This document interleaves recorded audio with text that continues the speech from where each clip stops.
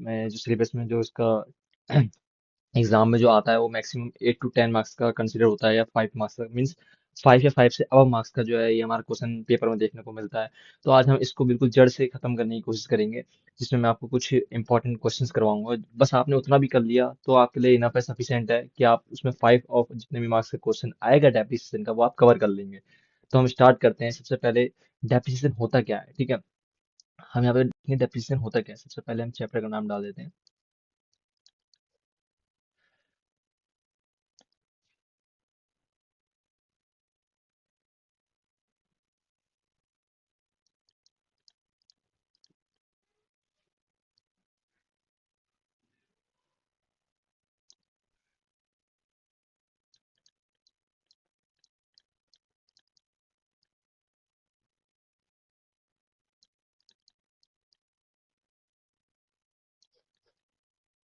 Depreciation क्या होता है? ये एक ऐसा फॉल डाउन वैल्यू है जो कि एक नॉन कैश एक्सपेंस होता है। मतलब कि जब भी हम किसी भी चीज को यूज करते हैं, या जब भी हम किसी भी चीज को यूज करते हैं, या पड़े पड़े, या वी जिसे हम कहते हैं वियर एंड टीयर, क्या वियर एंड टीयर यानी कि पड़े पड़े यूज होती है, ठीक है। मीन्स हमने कोई गुड्स लाई और हमने अपने क्या कहते हैं हमने पास रख ली, बट उसको हम यूज नहीं कर रहे हैं, तो भी क्या डेप रखना शुरू अपने आप इस पे उसकी वैल्यू जो है धीरे धीरे कम हो जाती है समय के साथ। लाइक आप कोई फोन लेके आए हैं, उस फोन को आप घर पे लाके रख दिए और बट उसको यूज भी नहीं कर रहे हैं, नया का नया पड़ा है, बट उसकी जो कॉस्ट है वो एक दिन मतलब कुछ सालों बाद या कुछ वो सेम कॉस्ट पे नहीं बिकेगी, वो उससे कम रेट पे ही बिकेगी। दैट इज कॉल्ड पड़े पड़े भी जो है गुड्स की वैल्यू अपने आप ही ऑटोमेटिकली कम हो जाती है। फिर हो जाती है एक्सीडेंट के कारण। किसके कारण? एक्सीडेंट के कारण। तो इससे भी हमारी जो वैल्यू है जो है गुड्स की वो फॉल डाउन कर जाती है। फिर चौथा हमारा क्या है? ऑब्सोलेंस। क्या? ऑब्सोलेंस यानी कि नई नई टेक्नोलॉजी आने के कारण भी हमारी जो गुड्स की वैल्यू है वो क्या है? फॉल डाउन कर जाती है। दैट इज द रीजन कि जो हमारी गुड्स की जो वैल्यू है वो फॉल डाउन करती है। ये जो डेप्रिसिएशन जो चैप्टर हम पढ़ रहे हैं, ये डेप्रिसिएशन किस पे लगता है? फिक्स एसेट्स पे। किस पे? फिक्स एसेट्स पे, जिसे हम कह सकते हैं टेंजिबल एसेट। क्या? जिसे हम क्या कह सकते हैं? क्या? टेंजिबल एसेट, जिसको हम फिजिकली टच कर सकते हैं, ठीक है। क्या? टेंजिबल एसेट, जिसको हम फिजिकली टच कर सकते हैं। हाँ, इसमें बहुत सारे चीजें देखनी जो हमारे सिलेबस में हमने देखा है। उसमें सिर्फ डेप्रिसिएशन के बारे में डिस्कस किया है। जनरली जो हमारे डेप्रिसिएशन की जो वैल्यू, मतलब कि एक टेंजिबल एसिड होती है, जैसे कि हम जानते हैं जो हमारी एसिड्स हैं, क्या? जो हमारी एसिड्स हैं वो दो तरीके की कंसिडर की जाती है जनरली, ठीक है। एक होता है टेंजिबल, एक होता है इनटेंजिबल, ठीक है। इन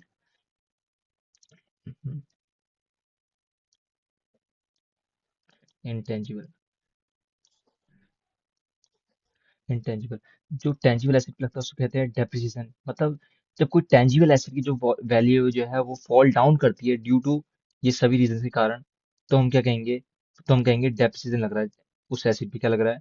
डेप्रिसिएशन लग रहा है। इन द सेम केस जब हमारी क्या है इंटेंजिबल एसेट की वैल्यू कम होती है तो उसे कहते हैं एमोटाइजेशन। क्या? एमोटाइजेशन। हमारी जो है वैल्यू धीरे धीरे कम होती है, उसे कहते हैं एमोटाइजेशन, ठीक है। एमोटाइज जब इंटेंजिबल एसेट की वैल्यू कम, लाइक एग्जांपल क्या है एमोटाइजेशन का? कॉपीराइट हो गया, लाइक, ठीक है। कॉपीराइट हो गया हमारा, ठीक है। कॉपीराइट हो गया और पेटेंट हो गया, हमारा, ठीक है। ट्रेडमार्क हो गया वगैरह, ठीक है। ये सब से हमारे ये सब हमारे हैं। इन सब की हमारी वैल्यू फॉल डाउन होती है, ठीक है।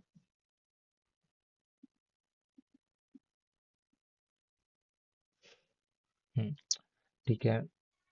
फिर हम देखेंगे क्या कहते हैं डेप्रिसिएशन तो हम लग रहा है।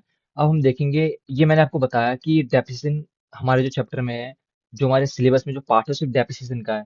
तो हमारा हमने देखा एसिड जो है दो तरीके होती है, तो टेंजिबल, एक होता है इंटेंजिबल। जो टेंजिबल एसिड होती है उस पर लगता है डेप्रिसिएशन, जो इंटेंजिबल एसिड होती है उस पर लगता है एमोटाइजेशन, ठीक है। एमोटाइजेशन जैसे मैं कॉपीराइट पेटेंट ट्रेडमार्क देखा। डेप्रिसिएशन जो हमारे किस पे लगता है? लाइक मशीनरी जिसको फिजिकल टच कर सकते हैं, ठीक है। मशीनरी हो गया, फिक्स यानी कि प्लांट एंड मशीनरी हो गया, जैसे कि हम देखेंगे, ठीक है।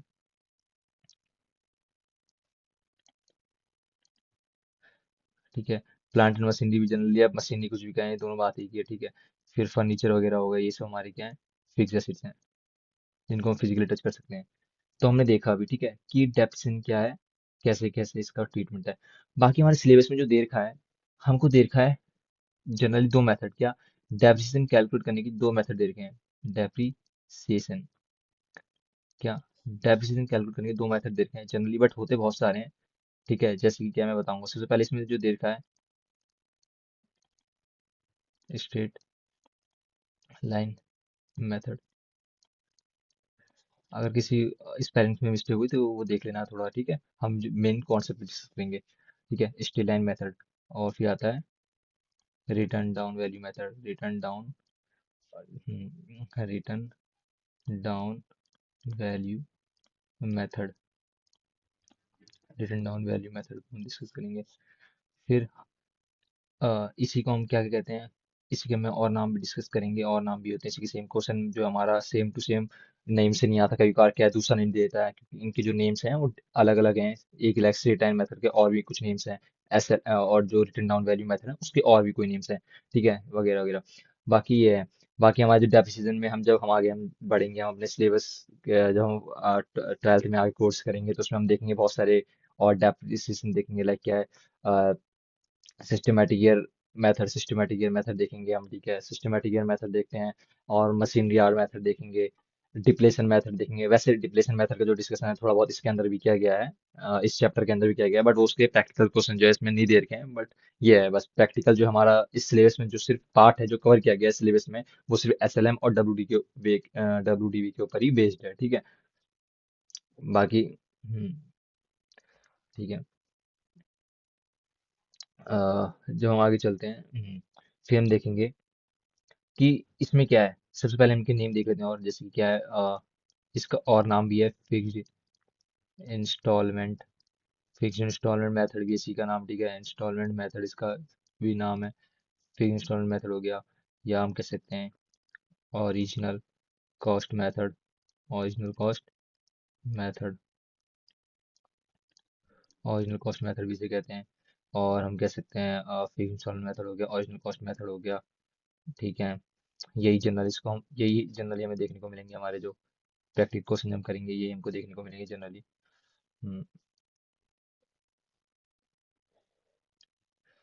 फिर हम देखेंगे इसमें क्या है, reducing balance method, reducing balance method देखने को हमें मिलेगा। ठीक है, फिर हमें देखने को मिलेगा डिमिनिशिंग मेथड, डिमिनिशिंग मेथड देखने को मिलेगा हमें। फिर हमें देखने को मिलेगा ठीक है, यही है बस जनरली जो है हमें मेन जो है मोस्टली यही आते हैं। बाकी जो भी आएंगे हम देखेंगे, बट यही मोस्टली जो है हमारे चैप्टर में और हमारे सिलेबस में कवर्ड है। बाकी हम देखेंगे जो भी और आगे आगे होगा उसके अंदर। ठीक है, बाकी अब हम देखेंगे सबसे पहले क्या है।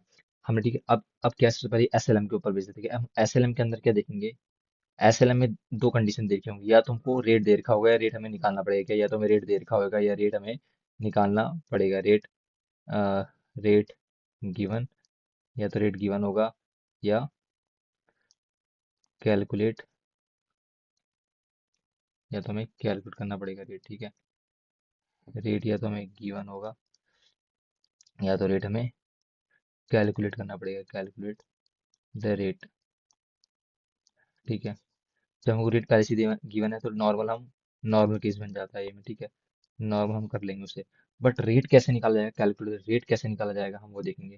ठीक है, कैलकुलेट द रेट, रेट निकालने के तरीके हैं हमारे पास। सबसे पहले हम क्या करेंगे, सबसे पहले सबसे पहले हम देखेंगे, सबसे पहले हम निकालेंगे डेप्रिसिएशन अमाउंट निकालेंगे। क्या, डेप्रिसिएशन अमाउंट, डेप्रिसिएशन अमाउंट निकालेंगे सबसे पहले। डेप्रिसिएशन अमाउंट निकालेंगे सबसे पहले, कैसे निकलता है उसका फॉर्मूला क्या है, उसका फॉर्मूला है cost minus, cost minus scrap value, scrap value, या हम कह सकते हैं रेसिडुअल वैल्यू। ठीक है, मतलब एंड टाइम में कितने की बिकेगी। ठीक है, लाइक कोई मैं कॉस्ट, कोई गुड्स खरीद के लेके आया हूँ, मैं उसको लेके आया हूँ, और अल्टीमेटली जो हमारा जो साल खत्म होगा, जो हम जैसे एस्टिमेट करते हैं कितने साल चलेगी, क्योंकि हमारी जो ये एज अ लिमिटेशंस भी है कि हमें एस्टिमेट करना पड़ता है, हमें एग्जैक्टली नहीं पता होता कि हमारी जो गुड्स है वो कितने साल तक चलेगी। हम उसमें एस्टिमेशन लगाते हैं। दैट इज द रीजन जो हमारी एक लिमिटेशन बन जाती है अकाउंटिंग की, जैसे कि हम पढ़ते हैं फर्स्ट चैप्टर में, तो उसमें लिमिटेशन भी बन जाती है। तो ठीक है, तो स्क्रैप वैल्यू मतलब कि जो अल्टीमेटली जो ईयर खत्म होने के बाद जो मैंने एस्टिमेट किया उसके बाद जो मैं बेचूंगा वो बिकेगी कितने में, वो वैल्यू उसे कहते हैं रेसिडुअल वैल्यू, ठीक है। और नीचे आता है एस्टिमेटेड ईयर, क्या, एस्टिमेटेड ईयर, कि कितने साल मैंने इसको एस्टिमेट किया है, एस्टिमेटेड ईयर कि कितने साल ये चलेगी, ठीक है। फिर डेप्रिसिएशन रेट कैसे निकलता है, डेप्रिसिएशन कैसे रेट निकलता है, डेप्रिसिएशन रेट कैसे निकलेगा, डेप्रिसिएशन अमाउंट, या depreciation, yes, depreciation amount divide by में, डिवाइड में क्या आएगा हमारा, वो आ जाएगा क्या, ये जो हमारा था डेप्रिसिएशन अमाउंट डिवाइड में ओरिजिनल कॉस्ट, ये जो हमने देखा ना ये, ठीक है, ओरिजिनल कॉस्ट, मतलब जितने मैंने परचेज करी है ओरिजिनल कॉस्ट, ठीक है, original cost, yes, original cost multiply में 100, ठीक है, मल्टीप्लाई में 100, तो हमारा निकल जाएगा ये, ठीक है। और बाकी ये था हमारा किसका, स्ट्रेट लाइन मेथड का। बाकी हम देखेंगे डब्ल्यूडीवी के बारे में, किसके बारे में देखेंगे, डब्ल्यूडीवी। इसमें क्या है, जनरली क्या है, इसमें भी यही केस है, रेट गिवन या कैलकुलेट रेट, ठीक है, रेट गिवन हो गया, कैलकुलेट करना पड़ेगा रेट। अगर रेट, पहली बात क्या है ना, इसमें जो हमारा जो रेट जो है ना इसमें पहले से गिवन रहेगा, डब्ल्यूडीवी में हमारे जो सिलेबस के अंदर है, रेट जो है पहले से गिवन रहेगा, ठीक है। हाँ, क्योंकि इसका जो रेट है ना उसको निकालने का काफी लॉन्ग प्रोसेस है, जिसमें ना मोस्टली जो है हैंड से उसे जनरली किया नहीं जा सकता, बट वो किया जा सकता है नॉर्मली। बट वैसे क्या हार्ड है, ज्यादा टाइम लग जाएगा, तो इसलिए जनरली क्या है, इसमें से रेट पहले से गिवन रहता है डब्ल्यूडीवी के अंदर, ठीक है। बट एसएलएम इजी भी है, और रेट निकाल उसमें एसएलएम में जो हमें रेट निकालना ही पड़ेगा, या हमको रेट पहले से गिवन रहेगा। बट डब्ल्यूडीवी में क्या है, रेट पहले से गिवन रहता है, रेट निकालने की जरूरत नहीं पड़ती है मोस्ट ऑफ द केसेस में, क्या, मोस्ट ऑफ द केसेस में, क्योंकि इसका थोड़ा प्रोसेस जो है लॉन्ग है डेप का, डब्ल्यूडीवी के जो रेट निकालने का जो प्रोसेस थोड़ा लॉन्ग है, इस वजह से इसमें हमें पहले से कर रखे हैं, ठीक है। तो हम डिस्कस करेंगे, तो हम कुछ क्वेश्चन से डिस्कस करेंगे। सबसे पहले हमारा जो क्वेश्चन है हम डिस्कस करने वाले हैं,